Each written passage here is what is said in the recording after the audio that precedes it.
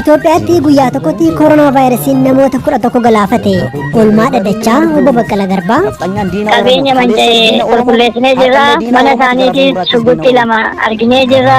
Jedhaniiti walitti makanii dhiyeessan jechuun gocha. Gaazexeessaan OMN Haacaaluu dubbise Guyyoo Waariyoo sagalee Haacaaluu citee hafe irratti maal jedha?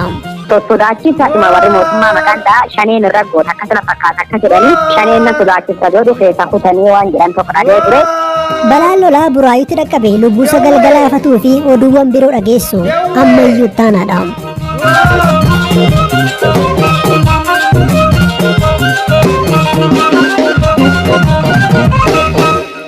Buraayyuu irraa eegalla. Balaa lolaa sanbata waaree booda magaalaa Buraayyuu ganda Gafarsaa Noonnoo fi Gafarsaa Gujee jedhamutti mudateen lubbuun namoota 9 darbe. Itti gaafatamaan waajjira kominikeeshinii magaalichaa obbo Abdallaa Tibbeessoo BBC takka himanitti qabeenyi hedduus manca'eera. Lolaan kun gaara Wacacaa jedhamu kan aanaa sabbata Hawaas keessatti argamurraa gara gandoota kanneenitti yaa'utu himame. Kan du'aniin ala namoonni achi buuteen isaanii dhabame barbaadamaa jiraachuullee obbo Abdallaan BBCtti himaniiru. Balaa lolaa kanaatiin lubbuun nama 9 darbee jira. Isaan cinatti miidhaa kanaan manneen jireenyaa 35 guutumaan guututti barbadaa'anii jiru. Mana jireenyaa 150 ammoo walakkaadhaan miidhaan kan irra gahe. Beellada irraa illee miidhaan ga'ee jira. Seerataa keessa kiristaanatti miidhaan guddaan ga'ee jira. Kanaan dabalatatti dhaabbilee mootummaa daandiin guddichi magaalaa Finfinnee irraa gara Amboo geessu balaa kanaan miidhaan irra jira. Maatiin qonnaan bulaallee miidhaan ga'ee jira. Dabalataan ammoo warshaa firaashii tokkoof warshaalee wantoota garaagaraa oomishan hojjetan irratti ga'ee jira. Haala ammatti koree dhaabbate kana qulqullaa'ee tilmaama waliigalaa naannoo qarshii miiliyoona 10 haga 12tti tilmaamamuu miidhaan ga'ee jira jedhameeti kan gammaata ta'e.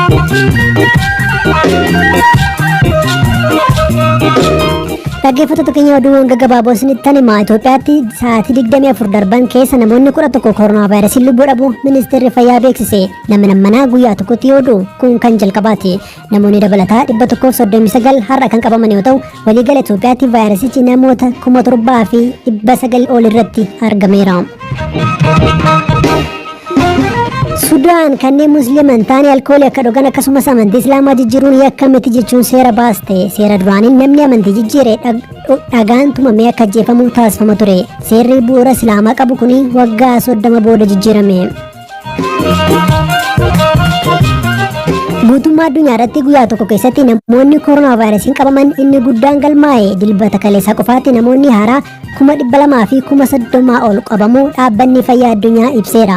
Sababa vaayirasii kanaan addunyaa irratti daa'imman miiliyoona 9.7 ta'an gara barnootaatti hanga xumuraatti deebi'uu dhiisuu danda'u jechuun dhaabbanni miti mootummaa Save the Children ibseera. Manchester Cityin adabbii waggaa 2 akka Champions League irratti hirmaannee fudhatee darbee ture oliyyachuun ofirraa kaase. Galii madda biraarraa argate akka waan ispoonsaraan argatetti ibseera jechuun Federeeshiniin Kubbaa Miilaa Awurooppaa himatee ture.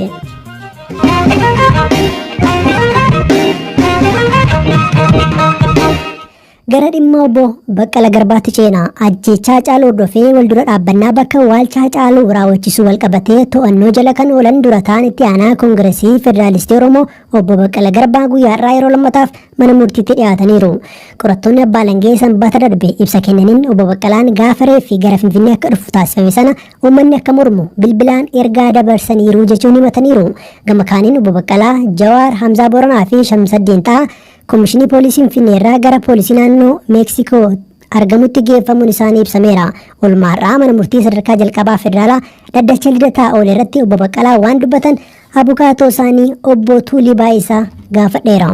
Isaan kan jedhanii gaafa qabaman sana jechuudha. Gaafa reeffa Haacaaluu geggeessuudhaaf ba'anii akkuma nama kamiyyuu reeffa geggeessuudhaaf reeffi isaan dursee akka bahee fi isaan immoo reeffa qaqqabuudhaaf hordofaa reeffi karaa Buraayyuu gama Maasagaachaa yoo deemu isaan immoo karaa Gafarsa Noonnoo yookaan karaa Shawaa Meedaa jedhamu kana qaqqabuudhaaf yoo deeman reeffi kellaa irratti namni karaa cufee dabalee waan ta'eef reeffi naannoo gaafa sanoonnoo iddoo buufata poolisii jedhamutti akka deebi'etti dhufee fi reefa wajjin akka gara mana akka magaalaa Finfinneetti deebi'an. Magaalaa Finfinneetti deebi'anii immoo aangawoota naannoo Oromiyaa fi poolisii Oromiyaa wajjin dubbachaa waa'ee awwaalcha isaatii fi akkaataa geggeessaa isaa irratti waliin dubbanna jedhanii gara galma aadaa Oromoo akka waliin deemanii fi bakka sana nagaadhumaan dhufanii kantiibaan bulchiinsa magaalaa Finfinnee obbo Taakkalaa Uumaa bakka sana dhufanii isaa wajjin mari'atanii nagaadhumaan akkaataa geggeessaa reeffaa akka mari'atanii fi achi obbo Taakkalaan ambulaansii reeffitti fe'amuu fi firiijii fiduudhaa gaafa deeman kanuma gidduutti raayyaan ittisa biyyaa dhufanii reeffa fudhanna jedhanii gaafa gaafatan reeffa fudhadhaa jedhanii jennaan reeffa haadha warraa Haacaaluu Hundeessaa wajjin qofa fudhatanii erga deemanii booda deebi'anii dhufanii isaan manatti galuudhaa yookaan lakkisaa asuma turaa jedhanii akkatti tursiisanii fi booddee to'atamuun sinirra jira jedhamee nutti himame jedhamee aangaan poolisii Oromiyaa tokko waan dubbateen tole jennee nagaadhumaan akka harka kennanii akka to'ataman eegdonni Jawaar kanatti jiranis nagaadhumaan akka to'ataman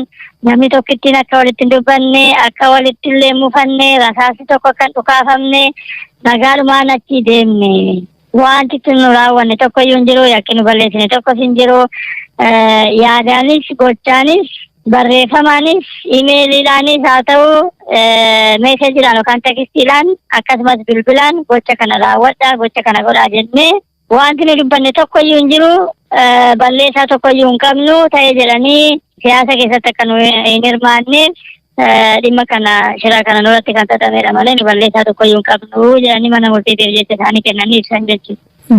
Poolisiin qorannoo akkamii irratti dhiyeesse?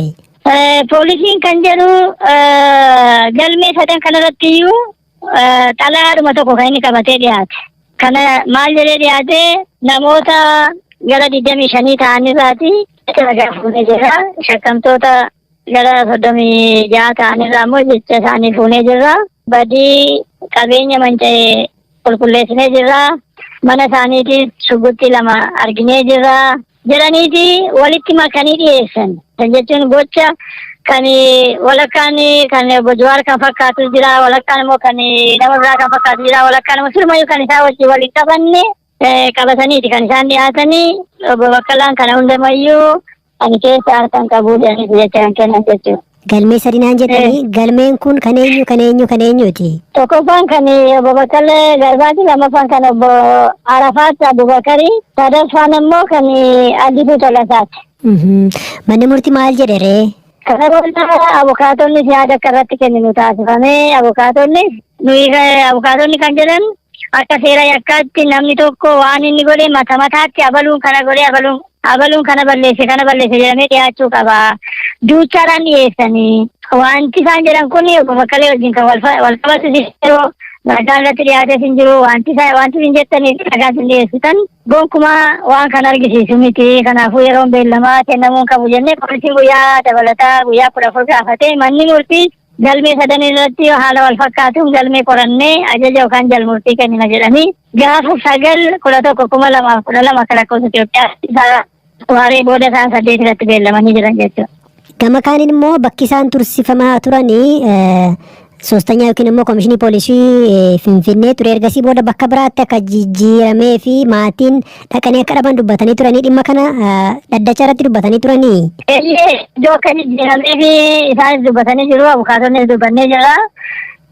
Maaliif akka jijjiirames wanti itti himamees akka hin jirre maatiin kan obbo Jawaar har'a dhaqanii akka argan, kan obbo Baqqalee ammoo kaleessa dhaqanii akka wal hin argin kun dhaddacha irratti ka'ee ibsamee jennaan. Kana booda abbaan seeraa sirna pirootokoolii qorannaa eegeen walqunnamtiin maatii fi shakkamtoota akkasumas qunnamtiin abukaatoo fi shakkamtoota sirnaan akka geggeeffamu nyaatiif dhugaatiin maatii isaanirraa dhiyaatu akka galuuf ajaja kennee jira jechuudha manni murtii. Tole guddaa galatuma Obbo Tuulee.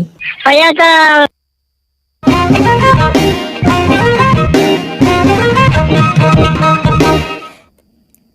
isa xumuraarra geenyerraa hanga ammaa kan beeknuun gaaffii fi deebiin xumuraa weellisaa Haacaaluu Hundeessaa torban lamarraa ajjeefamuun dura miidiyaa irratti taasise OMN waliin guyyaa dheengaddaa qorattoonni abbaa alangaa federaalaa sagaleen Haacaaluu garee shinee jedhan irraa doorsisni itti taasifamaa ture.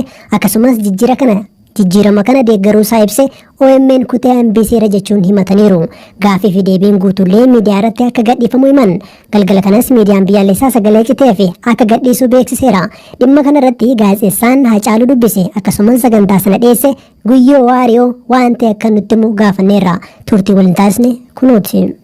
Miidiyaa kamiyyuu keessatti intarbii tokko yeroo tolchite saatii sii qaban yookaan eertaayimii sii kennanii jira dabalataan waan haasoftu guutuu intarbii gubbaatti hin dabarsitu.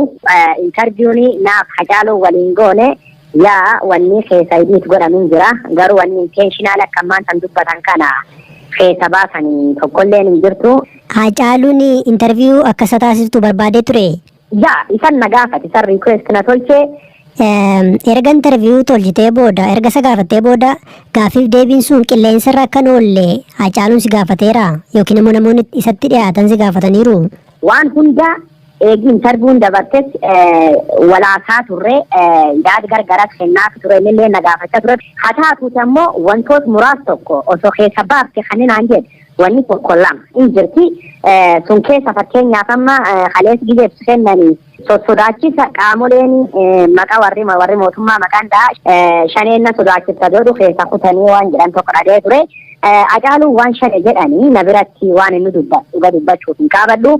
Qaamoleen gargaraa sodaachisu nallee dhuunfaan natti hima ture. Nayyuu akka dhuunfaatti dhufe na gorsa ture. Atis miidiyaa gubbaa fi hirgoota wanni hedduun sirra qabuu dandeetti. Miilaanis hin deemin jedhe yeroo baay'ee nayyuu na gorsa. Gizeeddoo wala garraan gizeedduu taaksuun falaa dhuunfaanis firdufa. Dhufee gadhee jedhe yeroo baay'ee na gorsa ture. Kanaafuu wanni Haacaaluun gaafate keessa kun hin jirti.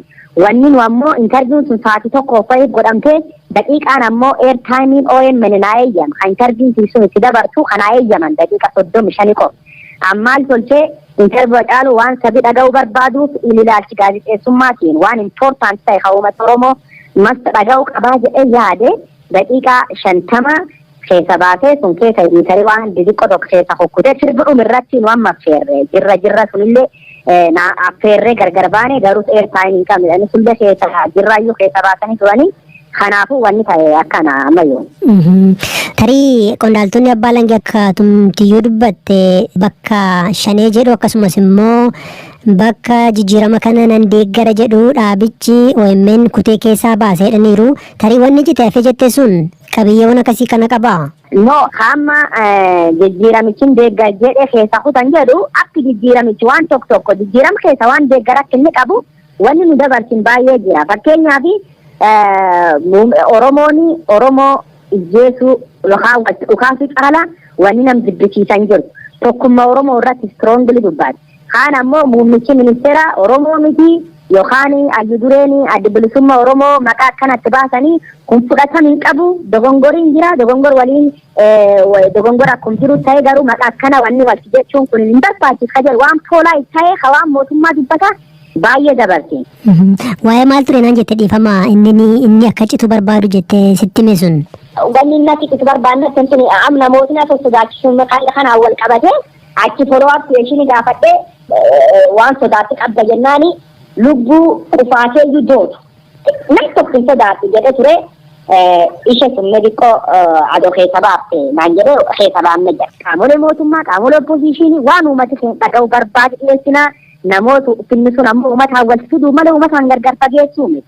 Kanaafuu jecha Haacaaluu adoo miidhaan dhaqqab jedhanii keessa baasan jedhan suni I don't know. Kun naafi nayyuu na ajaa'ibu yoo miidiyaa gubbaa dhagana dhukkuba beekana dhukkuba. Dhaggeeffattoota keenya sagantaa BBC Afaan Oromoo caqasaa jirtu dhimmoota kaan keessumaa haala Guyyoo Waariyoonii fi gaazexeessonni OMN keessa jiran immoo boord isiniif dhiyeessina. Egaa sagantaawwan biroo immoo gama websaayitii keenyarraa argachuu dandeessu. Boor walitti deebinaa sagantaarraa kan isin qopheessite firaafolee dhugaasaadhaa kan isin dhiyeesse immoo ammayyuu taanaadha. Boor walitti deebinaa halkan gaarii.